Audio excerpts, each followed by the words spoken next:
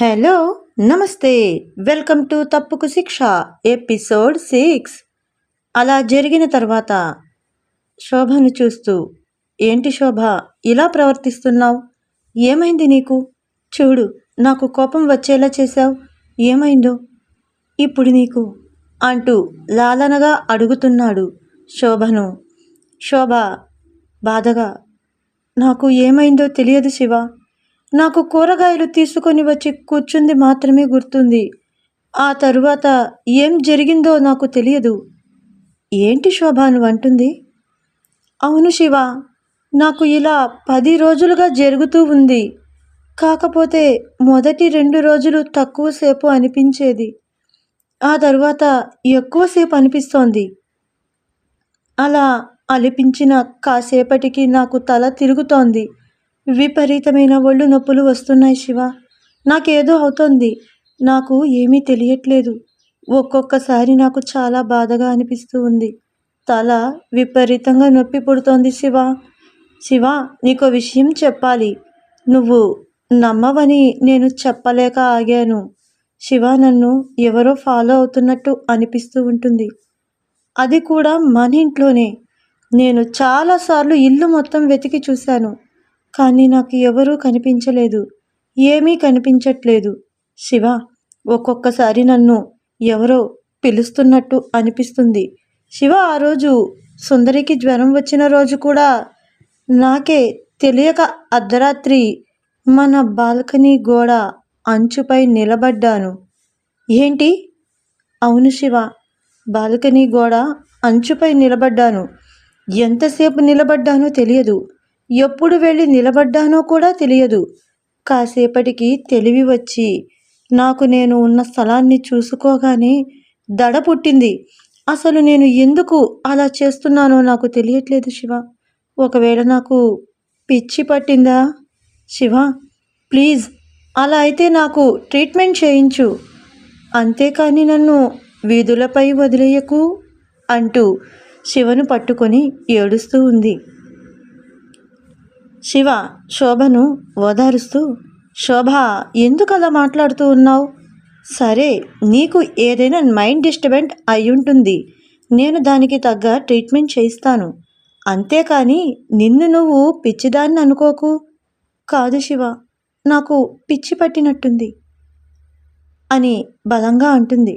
సరే, నీకు పిచ్చి పట్టి ఉంటే అయినా కూడా నేను నిన్ను వదులుకోను. శోభ, నువ్వు ఏ పరిస్థితి నీ చెయ్యి వదలను. తిరిగి నిన్ను బాగు చేసుకుంటాను. నువ్వు అనుకుంటున్నట్టు నేను బాధ్యత లేని భర్తను కాదు. భార్య పిచ్చిదని రోడ్లపై వదిలేయటానికి నేను శివను అంటున్నాడు శివ. ఇక శోభను తీసుకొని డాక్టర్ దగ్గరకు తీసుకుని వెళ్ళాడు.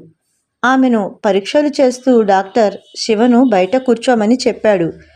కాసేపటికి లోపల నుండి ఏదో కింద పడుతున్నట్టు చప్పుడు రావడంతో వెళ్ళి చూస్తున్నాడు శివ. అప్పటికే డాక్టర్ గొంతు గట్టిగా పట్టి డాక్టర్ను కొడుతూ ఉంది.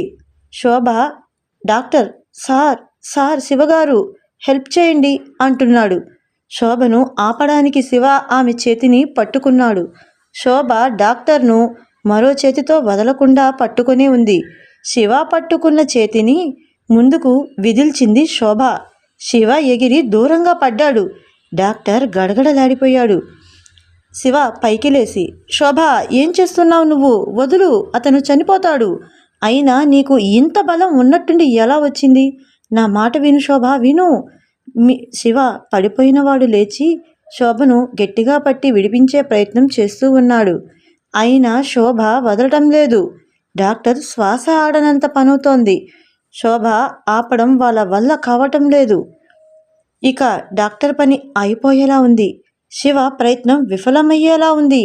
ఎలారా భగవంతుడా అని డాక్టర్ అతని కళ్ళను గట్టిగా మూసుకున్నాడు.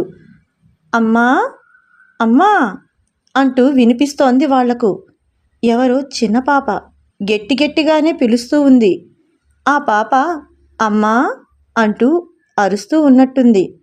పాప స్వరం వినగానే దావాళం లాంటి ఆవేశం కన్నీటి రూపంలో బయటకు వదులుతూ తన ఆలోచనలను మార్చుకుంటూ ఆ డాక్టర్ను వదిలేసింది. పక్కనున్న శివను లెక్క చేయక చిన్నగా నెట్టి వెనక్కి తిరిగి చూస్తున్నారు ముగ్గురు. ఆ పాపను చూస్తూ ఉంది శోభ కూడా. ఆ పాప మళ్ళీ అమ్మా అంటూ చుట్టూ చూస్తూ ఉంది.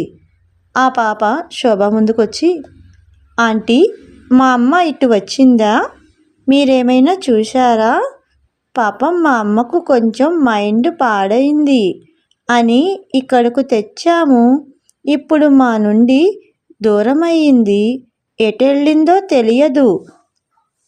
అందుకే వెతుక్కుంటున్నాను. ఒకవేళ మా మమ్మీ కనిపిస్తే చెప్పండి అంటుంది ఆ పాప. పాపను చూస్తూ దగ్గరకు వెళ్ళి మోకాళ్ళపై కూర్చొని ఆ పాపను హత్తుకుంటూ తడిమి చూసుకుంటూ కంటనీరు పెట్టుకుంటూ ఉంది. ఆ పాప శోభ వదలగానే పరిగెత్తుకుంటూ బయటకు వెళ్ళింది అమ్మా అమ్మా అనుకుంటూ. కానీ శోభ అలానే కూర్చొని ఆమె ముఖానికి చేతులు అడ్డుగా ఉంచి గట్టిగా ఏడుస్తూ ఉంది.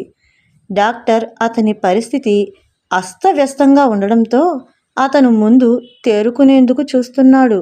కాబట్టి శోభను పట్టించుకునే పరిస్థితిలో లేడు. శివ మాత్రం శోభను ఎలా కంట్రోల్లోకి తేవాలో అని ఆలోచిస్తూ ఉన్నాడు. అలా ఏడ్చి ఏడ్చి శోభ అక్కడే స్పృహ తప్పి శివపై ఒదిగిపోయింది. ఆ డాక్టర్ శోభకు ఇంజెక్షన్ చేసి ఆమెను ఓ బెడ్పై ఉంచి ఆమె లేవడానికి 3-4 అవర్స్ పడుతుంది. నేను కొంచెం రెస్ట్ తీసుకుంటాను శివ అని చెప్పాడు. అర్థం చేసుకున్న శివ సారీ డాక్టర్ అంటున్నాడు. శివ పర్లేదు శివ, నేను అర్థం చేసుకోగలను. మానసికంగా సమస్య ఉన్నప్పుడు వాళ్ళు తెలిసి ఇటువంటి తప్పు చేయరుగా. అయినా నాకేం కాలేదులే అని అక్కడి నుండి వెళ్ళిపోయాడా డాక్టర్. శోభను చూస్తూ శివ గుండె తరుక్కుపోతూ ఉంది. శివలో చిన్నగా ఓ దిగులు మొదలైంది. ఏంటి శోభ ఇలా ప్రవర్తిస్తూ ఉన్నావు అని అనుకుంటూ బాధపడుతూ ఉన్నాడు. ఓ 4 గంటల తర్వాత శోభకు మెలకువ వస్తుంది. డాక్టర్ ఆమెకు తగిన పరీక్షలు పూర్తి చేశాడు. శివతో డాక్టర్, ఆమె ఇక్కడ 2-3 రోజులు ఉండవలసి ఉంటుంది. ఆమె ప్రవర్తనను పూర్తిగా అబ్జర్వ్ చేశాకే నీకు చెప్పగలను శివ. ఆమె ఎప్పుడు ఎలా ప్రవర్తిస్తుందో తెలుసుకోవాలంటే ఆమె నా ముందు ఉండి తీరాల్సిందేగా అని చెప్తున్నాడు డాక్టర్. ఓకే ఫ్రెండ్స్, శోభకు నయమవుతుందా?